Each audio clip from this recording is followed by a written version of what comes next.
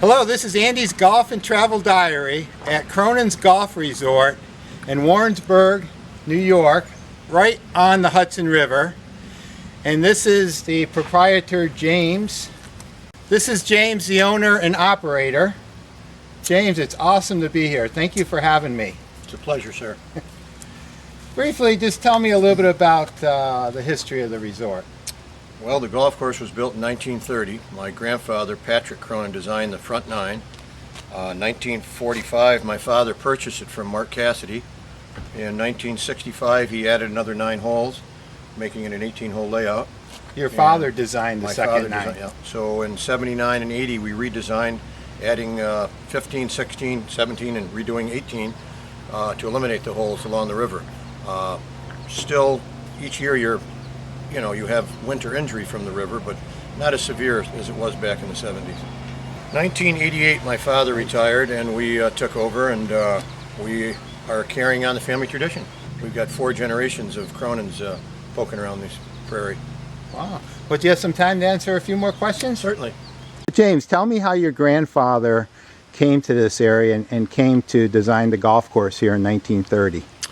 My grandfather was the superintendent at Glens Falls Country Club from 1916 until his death in the mid-30s, I believe.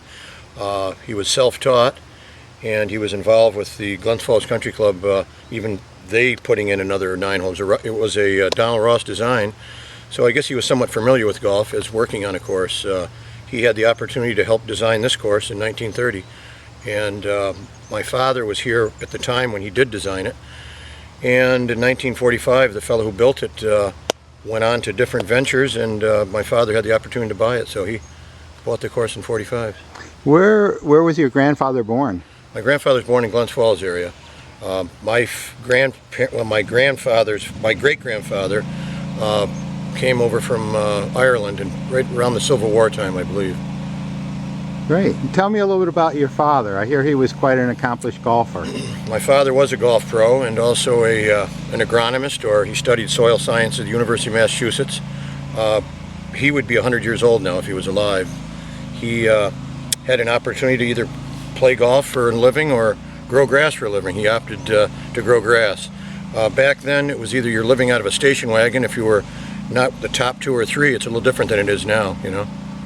Yeah. But as I said, he was a very good golfer, and it missed a generation with me. I was just going to ask you, what's your earliest golfing memory? Well, I've been playing golf since birth, and I remember having clubs from just a very young age, and I know how to play golf, but by no means am I a world champion. My brother Johnny's a much better golfer, and neither of us seem to take enough time to play now, though, with the business. Tell me about your love of golf and your love of operating Cronin's Golf Resort.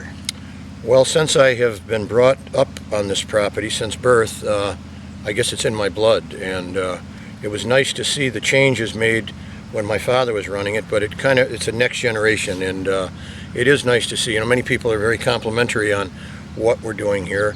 I suppose I'd be one of my toughest critics, so you look at things and you say, how can we improve them and how can we continue to keep the business flowing, but I guess, as I said, it's in your blood, and there is definitely a love here that, I also mentioned, or will mention, that my brother used to always say, we don't run this business runs us, and it, a lot of hours, and hey, a lot of time, you've got to put your heart into it.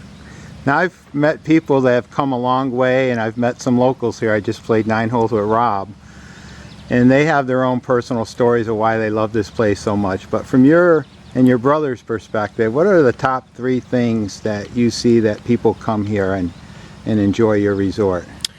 Well, as I mentioned, the improvements that we've made over the many years, whether it be the irrigation system or redesigning greens, holes, people appreciate any business that you put money back into. And over the last 20 years with Johnny and I running, you can see where we have improved things, and that's a big part of it. But it's the friendly nature and the friendly atmosphere that you have here that is unique. It's like an old shoe, if you will. People feel comfortable here, and it makes a big difference.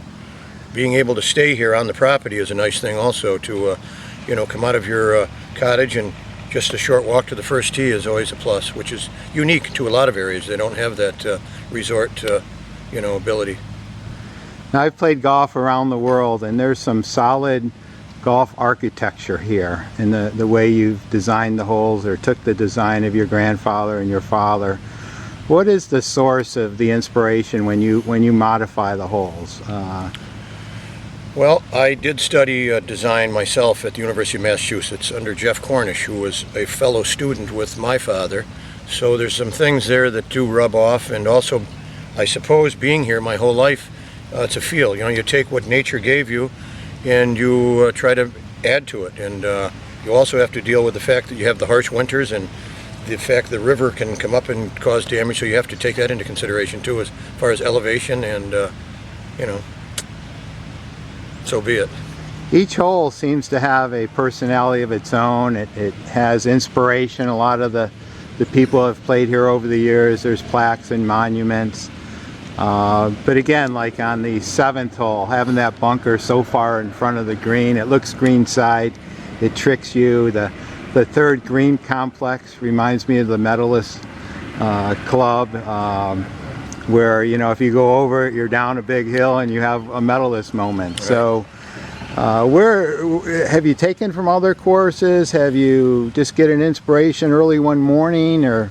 Well, a lot of what you see there is out of necessity. On our 3rd hole, because of the fact in the late 70s the river kicked the sugar out of us, I went with the idea if we build the green up higher and the river comes through there, it would not cause problems. And since 1991, 92, we've been fortunate, you know, and I always say if the river takes that green out, it'll be taking the clubhouse and it'll be time to fold our tent and move on.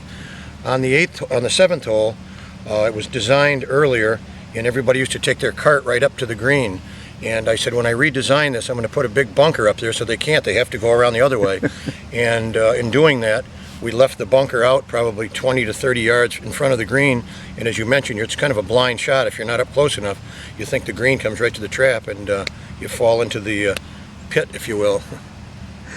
Well, James, when I first spoke with you on the phone and you invited me to come and experience Cronin's Golf Resort, you said, oh, come on, we'll treat you like a farm animal. And it's anything but the opposite. This has been an extraordinary experience. The golf is good and great. I feel like part of the family. I come up, I'll call you guys Cronin's cronies.